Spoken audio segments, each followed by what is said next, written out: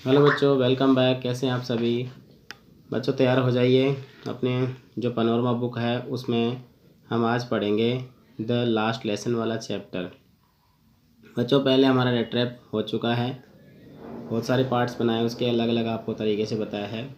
तो आज का हमारा चैप्टर पढ़ रहे हैं बच्चों, द लास्ट लेसन। तैयार रहिए। Class 12th। ओके बच्चों, देखिए द लास्ट लेसन जो है वो अल्फोंस डॉडेट का लिखा हुआ चैप्टर है। बहुत ही अच्छी कहानी है बच्चों। हम इसको पढ़ना स्टार्ट करते हैं यहाँ से।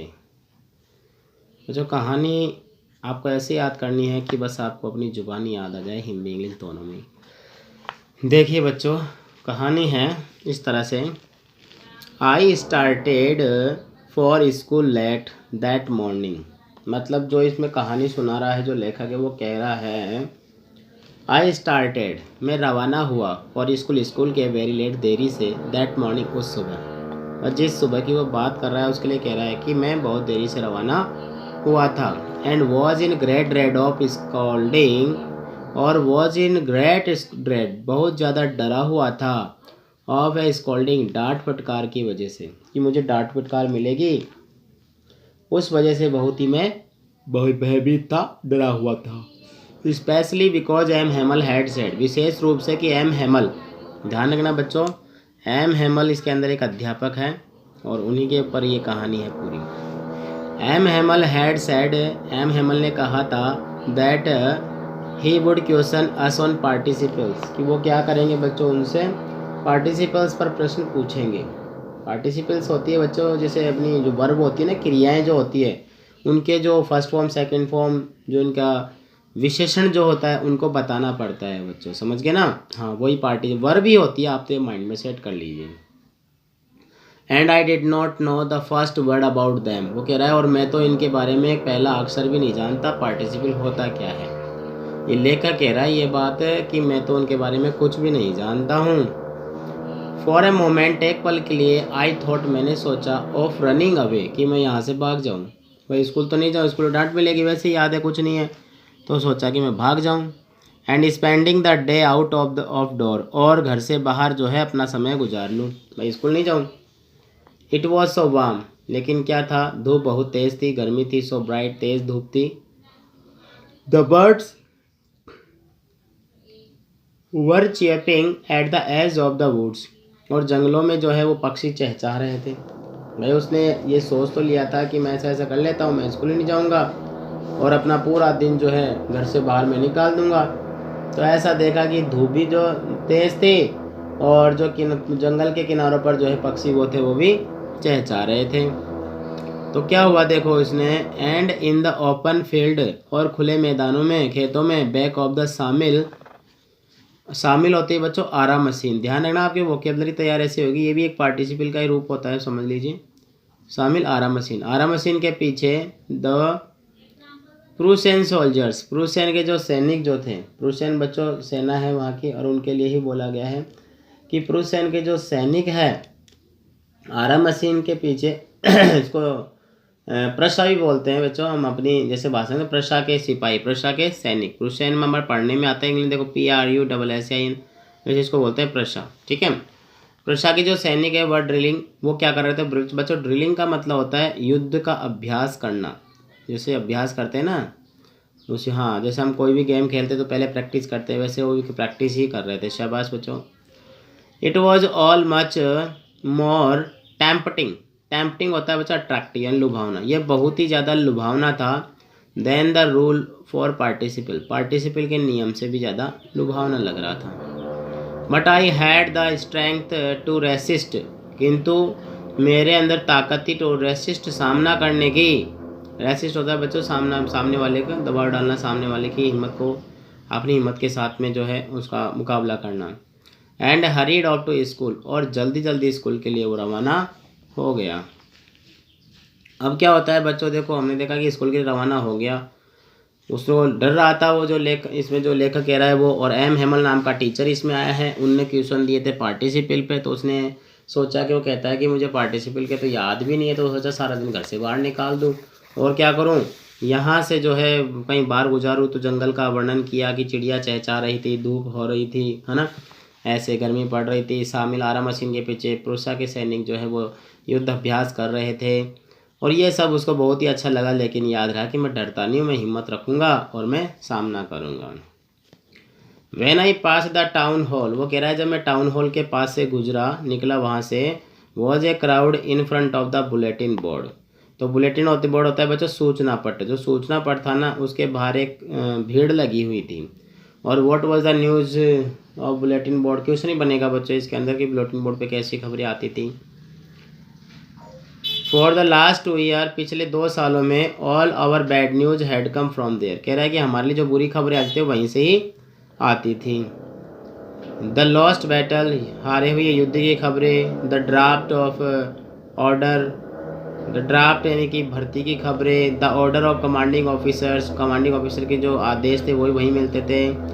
And I thought to myself, और मैं अपने आप में सोचने लगा, विदाउट स्टॉपिंग, बिना रुके चलता गया, स्कूल के लिए लेट हो रहा था। तो ये बात देख करके सोचता सोचता जो है वो आगे चल दिया।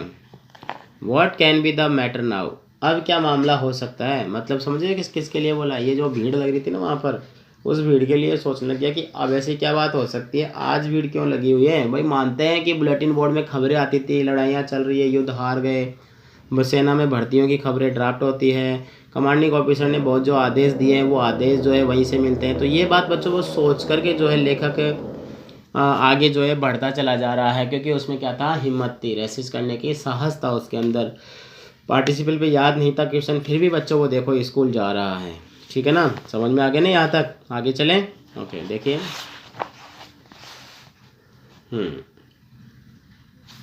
Then as I hurried by as fast as I could go, वो कह रहा है फिर उसके बाद I hurried by as fast as I could go, जितना तेज मैं चल सकता था, जितना स्पीड से मैं चल सकता था उतना स्पीड से मैं चलने लग गया, ऐसा वो लेखक कह रहा है। द ब्लैक स्मिथ, अब देखो बच्चों रास्ते की घटनाएं बता रहा है। पहले तो शामिल वाला बता दिया, चिड़ियाओं का चहचहाना बता दिया, ठीक है ना। अब कह रहा है कि ब्लैक स्मिथ होता है ना, ब्लैक स्मिथ होता है बच्चा लोहार, है ना। उसका नाम जो भी आएगा इसके अंदर जो बताएगा कि जो रास्ते में जब वो जा रहा होता है ना, और जाने के बाद में उसको रास्ते में जो भी मिल जाता है, उसका नाम तो देखो इसे देगा वॉक्टर, WACSTER, वॉक्टर नाम का एक लोहार है। हु वॉज देयर, जो वहीं पे था। विद हिज अप्रेंटिस, किनके साथ में था, अपने प्रशिक्षुओं के साथ में। प्रशिक्षु जानते हैं सभी आप, हाँ, जो काम सीखने वाले होते हैं। रीडिंग द बुलेटिन, बुलेटिन होता है समाचार पत्र, ठीक है, यानी वो खबरें पढ़ रहा था, बुलेटिन पढ़ रहा था। Called after me, called after यानी कि बुलाना, उसने मुझे आवाज़ लगाई, उसने मुझे पीछे से आवाज़ लगाई। कॉल्ड आफ्टर मी, मुझे पीछे से आवाज़ लगाई, और क्या बोलता है, डोंट गो सो फास्ट, इतना तेज मत चलो। बब यानी होता है बच्चे, लड़के, क्या होता है बच्चे, इसका मतलब, हाँ, लड़के या बच्चे, कुछ भी कह सकते हो आप इसमें, कि लड़के या बच्चे इतना तेज मत चलो। You will get to your school in plenty of time, you will get यानी तुम्हारे पास होगा, टू योर, तुम्हारे स्कूल जाने का, इन प्लेंटी ऑफ टाइम, पर्याप्त समय होगा, तेरे पास काफ़ी समय है। बोले इतना जल्दी मत चल, वो ऐसे सोचने लगे कि तेरे पास पर्याप्त समय है लड़के, धीरे धीरे चल, मतलब उसको समझ में नहीं वो बात क्या थी। I thought he was making fun of me, मुझे लगा कि वो मेरा मजाक बना रहा था। And reached M Hamel's little garden all out of breath, वो कहता है हाँफता हुआ, मतलब तेज़ गति से चल रहा था, तो हाँफता हुआ कहाँ पहुँच गया, एम हेमल का एक बगीचा था जो उसने स्कूल में लगा रखा था, वहाँ पर पहुँच गया। समझ में आ गया ना। अब आगे देखिए, मतलब वहाँ जाने के बाद में जब वो रास्ते में चला तो उसको वॉक्टर नाम का जो है लोहार मिला। लोहार अपने प्रशिक्षुओं के साथ में काम कर रहा था, तो उसने अखबार में कुछ ऐसी खबर पढ़ ली जो उसको समझ में नहीं आई, जो था ना लेखक था उसको समझ में नहीं आई। तो वो सोचता है तो हमेशा मजाक करता है मेरे से, आज ही मजाक ही कर रहा होगा, ये उसको ऐसा महसूस हुआ। तो वो कहता है कि तेरे पास काफ़ी समय, धीरे धीरे चल ले, लेकिन वो तेज़ चलता गया और वहाँ जा कर के देखा तो क्या होता है देखो। यूजुअली वैन स्कूल बिगेन, वो कहता है सामान्य तौर पर जैसे स्कूल शुरू हुआ करती थी ना, वॉज ए ग्रेट बसल, तो बहुत ही ज़्यादा बसल यानी शोर शराबा हुआ करता था। Which could be heard out of the street, जो गलियों में बाहर की तरफ भी सुनाई देती थी ये शोर शराबा। The opening and closing the desk, table कुर्सियों के खोलने बंद करने की आवाज़ें सुनाई देती थी। और क्या होता था, lesson repeated in unison, unison होता है बच्चों इन अनयूनिजन एक साथ, यूनिजन होता है एक साथ, तो लेसन को दोहराने की आवाज़ आई थी, एक साथ जो है लेसन को दोहराते थे। Very loud with our hands, very loud बहुत जोरी से, with our hands our the ear to understand better, और हम क्या करते हैं हमारे हाथों को जो है ना कानों में लगा देते हैं अच्छे से समझने के लिए, ताकि अच्छे से समझ में हमें आ जाए। And the teachers great ruler rapping on the table, और जो हमारे अध्यापक थे ना उनकी एक बड़ी सी छड़ी थी ruler, rapping on the table, वो टेबल पे जो है रैपिंग करे, रैपिंग मतलब टप टप की आवाज़ से करते ना, ऐसी आवाज़ें आ रही थी rapping. But now it was also still, किंतु अब सब कुछ शांत था। तो देखो बच्चों ये भी इंपॉर्टेंट है, यहाँ से लेकर के पहले स्कूल चालू होता तो क्या क्या होता था, लेकिन आज जब लेखक वहाँ पर पहुँचा है, जो बच्चा छोटा बच्चा, तो उसको सब कुछ यहाँ पर चेंज लगा, सब कुछ यहाँ पर बदलाव लगा, इसलिए वो कह रहा है कि आज मुझे सब कुछ अलग लगा है। ऐसा क्या हुआ? I had counted on the commotion, counted on the commotion to get my desk without being seen।